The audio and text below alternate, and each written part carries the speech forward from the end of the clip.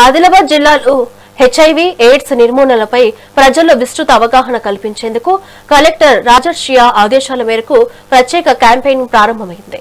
ఇందులో భాగంగా స్థానిక స్టేడియం వద్ద నిర్వహించిన బైక్ ర్యాలీని కలెక్టర్ జెండా ఊపి ప్రారంభించారు. ఆగస్టు 12 నుంచి అక్టోబర్ 12 వరకు జిల్లా వ్యాప్తంగా ఈ సురక్ష మాస్ క్యాంపెయిన్ కొనసాగుతుందని తెలిపారు. గర్భిణీలు, క్షయ లక్షణాలు ఉన్నవారికి తప్పనిసరిగా హెచ్ఐవి పరీక్షలు చేయాలని అన్నారు.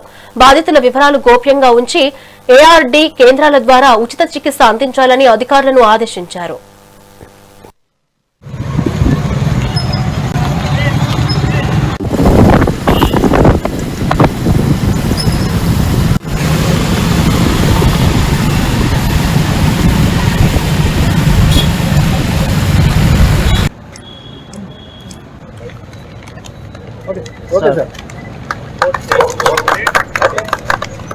బాధ్యత కలిగిన పౌరునిగా ఆ కుటుంబ సభ్యులకి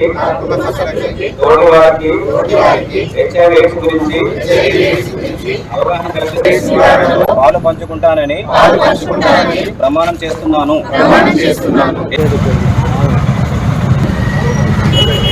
దాని సందర్భంగా మళ్ళీ ఈరోజు ఒక బైక్ ర్యాలీ మన జిల్లాలో నిర్వహిస్తున్నాము ఇక్కడ స్టేడియం నుంచి. సో ఇది చాలా ఇంపార్టెంట్ క్యాంపెయిన్. ఇది 12 ఆగస్టు నుంచి 12 అక్టోబర్ వరకు మళ్ళీ నిర్వహించాలి. అది గవర్నమెంట్ నుంచి ఆదేశాలు కూడా ఉన్నాయి.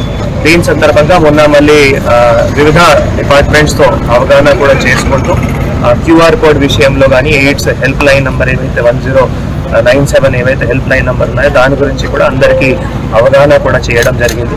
ముఖ్యంగా మనం ఎయిడ్స్ సందర్భంగా ఒక 3 అంశం చాలా కీలకమైన ఉంటాయి. ఫస్ట్ ఏమో అంటే స్క్రీనింగ్ చేయడం. సో స్క్రీనింగ్ సందర్భంగా మనం ఎవరైతే బేసికల్గా గర్భిణీ స్త్రీలు ఉంటారు సో వాళ్ళకి తప్పకుండా స్క్రీనింగ్ చేయడం. తర్వాత ఎవరైతే టీబీ వ్యాధులతో ఉంటారు లేదా టీబీ లక్షణాలతో ఉంటారు వారికి తప్పకుండా స్క్రీనింగ్ చేయడం.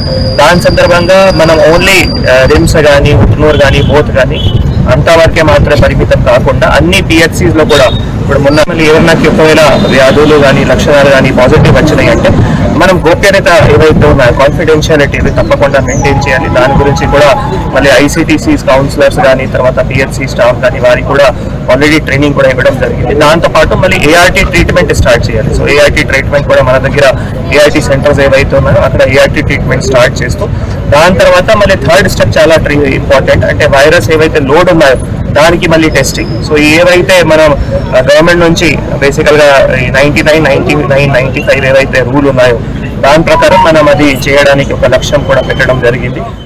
దాని సందర్భంగా